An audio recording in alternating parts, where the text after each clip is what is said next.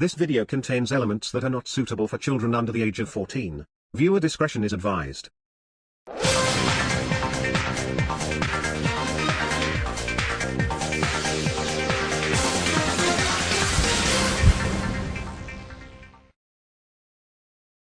Boy, 2016 was a pretty rough year, wasn't it? The celebrity death toll of the year made 2016 more depressing than perhaps it deserved to be, and that's not even getting into other rough patches we went through during that time. Batman vs. Superman just didn't take off, the world of politics became a landmine in debates in America, no thanks to some ill-tempered Biff Tannen lookalike from New York, and the Thomas fandom was feeling very nervous during that time when their minds were on the Little Blue Tank Engine and his friends. 2016 marked the release of Thomas and the Great Railway show, the musical, or as most of you would call it, The Great Race, and reception towards it was divisive, to say the least. Some loved it, some hated it, others were somewhere in the middle. Considering how big Soder's Legend of the Lost Treasure was in terms of scope, many were hoping that Andrew Brenner could outdo himself once again.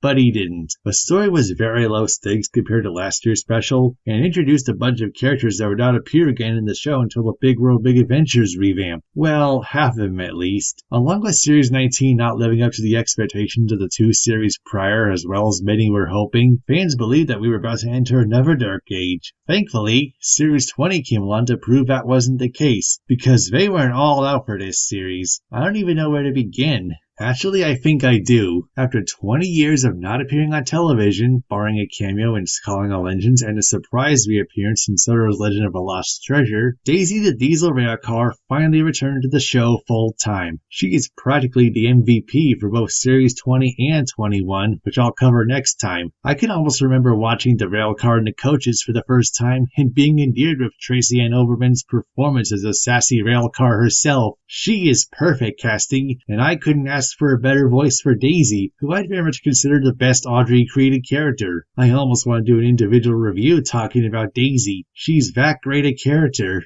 That being said, I don't think she'd have been that great a character if she hadn't been paired up with Ryan the Purple Tank Engine. He's one of the best characters to come from the Brenner era. He's very kind-hearted and willing to help, but he's also a bit gullible and naive. I mean, Ryan and Daisy pretty much shows him to be a bit of a pushover, needing to stand up for himself. He was originally going to be depicted as overconfident and dismissive, but with the episodes we got, I'm kinda glad I didn't go for that, because two characters playing off against one another with similar personalities just wouldn't have been that interesting. The only other non-Audrey newbie from Lost Treasure was Skiff the Railboat. The poor guy was very sweet and optimistic in the special, and you couldn't help but feel sorry for him when Sailor John abused him, and you feel happy for him when he's freed from John's sinister grip. You just want to give the little guy a hug, and Jamie Campbell Bower's performance simply completes the character. The last of the Lost Treasure newbies technically aren't new characters, but they are at least new to the show itself. For the first time since Series 4, we got characters pulled out from the Railway series with Rex, Bert, and Mike, or as I collectively called them, the Arsdale Trio. They were really good for the small roles they had in Lost Treasure, but in their episodes in Series 20, they're a riot. The Northwestern Railway has a wide variety of personalities. The Scarlet Railway, barring Duncan on occasion, has mostly nice guys, while the Arsdale Trio thrive by being jerks to one another, yet they still look out for one another in the end, making it for one of the strongest dynamics of the entire show. I don't think I have anything left to say about the Arsdale trilogy that hasn't been said already. Okay, I'll say one thing though. Had they been produced during the model series somehow, they probably wouldn't have turned out as great, but wouldn't it have been funny just hearing George Carlin shout tit for tat, tit for tat? Yes! They finally brought back in my beautiful boys! What the... Cam, what are you doing here? Sorry, Zack. I heard you mentioning the small Arsdale Railway engines and I just couldn't resist. Do you have any idea how long it's been since we last saw them? Like, forever ago? Well, yeah, but I would appreciate it if you didn't suddenly jump in like that. Sorry, Zack, but I just got to have my say about them too. I got my own words about them right here. The highlighted bits are the best parts. They're all highlighted, Cam. Exactly. Just let me have my say and then I'll get out of your way. Fine, go nuts, Cam. Thank you. Seeing as how they reintroduced the little guys back into the series since their last appearance in the Railway series, I'd give Branagh a good thumbs up for bringing those little guys to life on the CGI for the very first time in ages. Sure, they couldn't have given them an appearance in the classic TV series due to their small size, not to mention that the modelling for them would prove difficult. But that's not the only thing that made their arc golden, but the drivers had finally been given dialogue and speaking roles as well, which in the end, that pretty much displays good character design throughout that arc. You see, this is the kind of character design that the CGI series needed so much more of. Autonomous plots where most drivers and firemen have their fair share of dialogue, as well as to help drive an episode plot home. So, all in all, I'd praise Andrew Branagh for bringing back our favourite trio that we thought to have long been forgotten. If you're done, can I please continue this review without you interrupting? Okay, fine. I've had my say about them. I'm off to make a new Surgery and Story saga anyway. Toodles! Ugh, finally. Now, let's move on to the newbies from The Adventure Begins. The original Breakdown Train, after being absent from series 13 to 19 for whatever reason, finally returns to the show in form of Judy and Jerome. I was pretty wild about the missing Breakdown Train when it first came out on Extraordinary Engines, but since then, looking back, it's a bit on the dull side, but I still like the episode, and it's nice that Judy and Jerome finally have a proper role in the series rather than constantly relying on Rocky for rescues. Same thing applies to Glenn the Coffee Pot Engine. His small part in The Adventure Begins did very little for me. He appears in the last scene of the special, says a few lines. That was very much it. With the mindset that the coffee pots were all scrapped by the early 50s, it seemed as though we'd never get anything out of Glenn. But thankfully, the Christmas Coffee Pot and Over the Hill proved otherwise. And now Glenn is one of the most charismatic, entertaining characters of the show. It helps that he was paired up with Steven, and these two old-timers are the solar equivalent to Statler and Waldorf. Hey, they aren't half bad. Nope, they're all bad.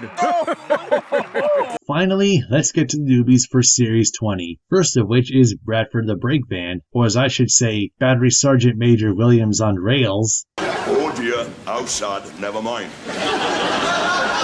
Bradford is such an over-the-top character with his equally over-the-top military-like mannerisms that when he's first introduced, he doesn't seem like that. But the moment he's coupled up to Thomas's trucks... Right, you little lot! I'm in charge now, so no bumping and none of you a cheek! But we like bumping! Not on my watch, matey. This is now a bump-free zone. Oh dear, outside, never mind.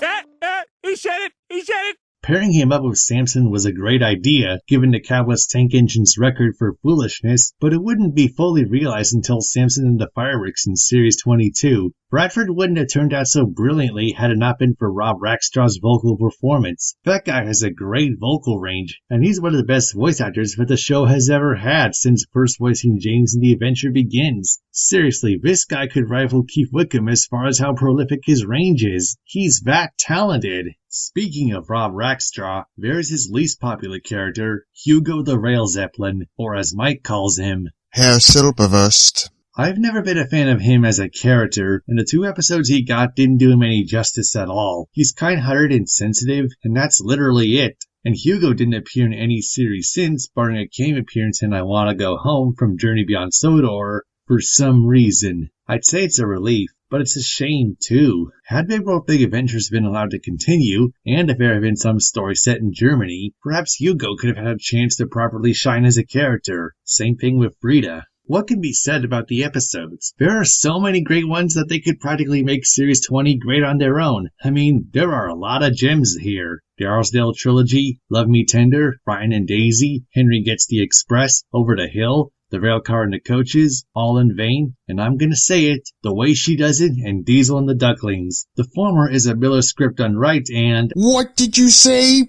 punk? What's this? Gang up on Zack whenever he dishes out a hot take day? First Matt, now you, Mike.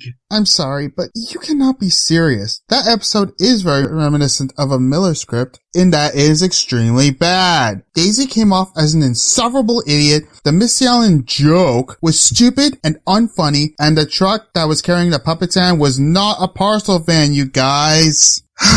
I didn't want to go off on this tangent, but I can think of very few episodes from this entire 24 season run that irritate me like this one. And the fact that it came from this season of all seasons just why? This episode has the same problems as Saving Time and Patty James, and yet this gets a free pass because...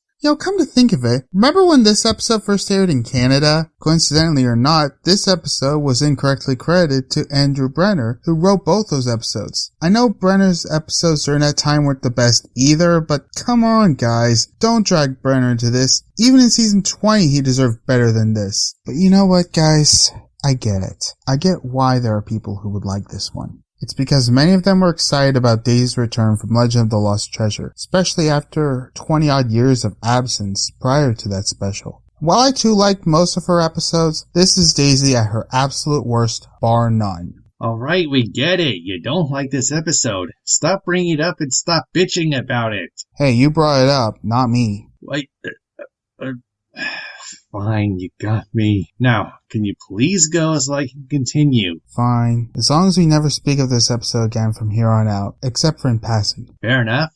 Now where was I? Oh yeah, Diesel and the Ducklings just sees Diesel's character continue to grow, and it had a good message about toxic masculinity. Though given how little Donald and Douglas have appeared in the CGI series, I feel the episode could have worked a bit better with them playing off against Diesel, especially since Donald befriended a duck himself back in series 3. Their lead role for this series, Love Me Tender, was great though, and the best of his series, but since then, they haven't done a whole lot, save for one episode which we'll cover next time. With all that being said, just what is it with the writers pointing out problems with the Thomas fandom? Not a criticism, just a humorous little observation. But of course, not every episode hit its target. The 2 Hugo episodes were pretty bad, as I mentioned, with Engine of the Future showing just how xenophobic the Steam Team could be at their worst. Even Edward, and that is a huge problem with them as a core group. At worst, they're all written interchangeably, and they lack anything that made them individual or complex. Saving Time was really dull and makes Samson a bigger idiot than he already was after Series 18. Pouty James simply flanderized the Red Engine to how he was in Series 1, only more annoying as if vanity was his only personality trait. And then there's Free Steam Engine's Gruff. I've always despised that episode as it destroyed Percy's character growth beginning with Tale the Brave and reverted Toby's to the one we despise in the likes of Toby and the Whistling Woods. Seriously, Andrew Brenner, what went wrong, man? You had a good start with Series 17, got better with Series 18, but then you put out the other side of the mountain for Series 19, and now your writing just seemed to bottom out with Series 20, the Arlesdale trilogy notwithstanding. Maybe he simply had too much to do behind the scenes, which is why he had little writing input for the next Free series, or he was just starting work on another children's show, Pablo. Nobody knows what went wrong with him, but either way, Brenner seemed to have lost his touch with Series 20. For the behind the scenes, Cautious Connor was intended to become part of Series 21, while Hasty Hannah would be in Series 20. However, both episodes ended up swapping series. Cautious Connor, All in Vain, and the Arlesdale trilogy were all left incomplete when Art Productions went bankrupt in August 2016, and they were later finished off by Jamfield Entertainment, known for producing shows like The Loud House and DC Superhero Girls. Beginning with Journey Beyond Sodor and Series 21, Jamfield would do the animation full-time.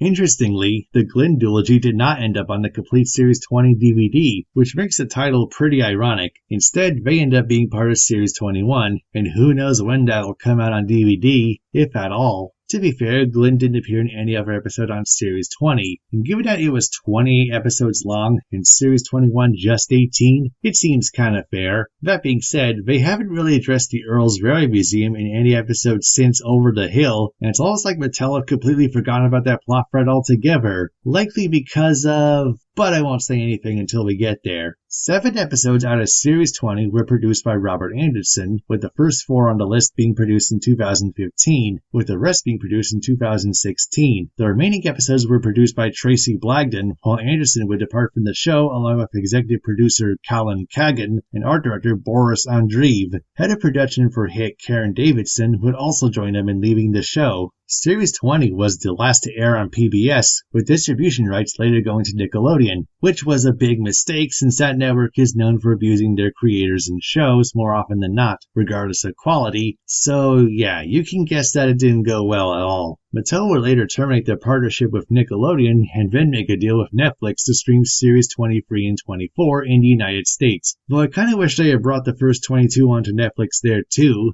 Series 20 was also the last to be produced by Hit Entertainment, with Mattel Creations taking over full-time for the next 4 series. But you know what? Series 20 was intended to be the last series, period. I mean, you may as well go on a high note, right? With 3 episodes being adapted from the books for the first time in 2 decades, it seems like a good place to stop. But then Ian McHugh made a deal with Mattel to keep the show going as long as Team Thomas were allowed to do so, and that in itself came with a bit of a price, which, again, we'll get to soon enough.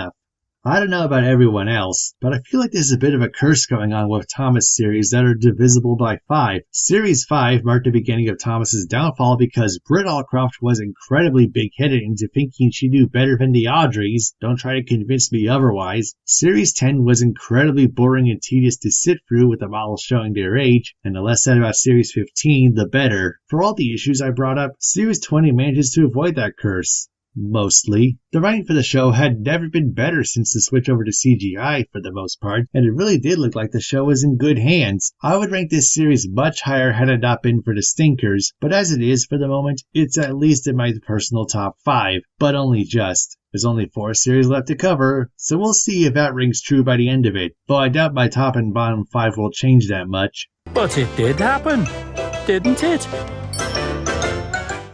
Worked on this railway long enough to know when our time is truly up. We know it's the end of the line.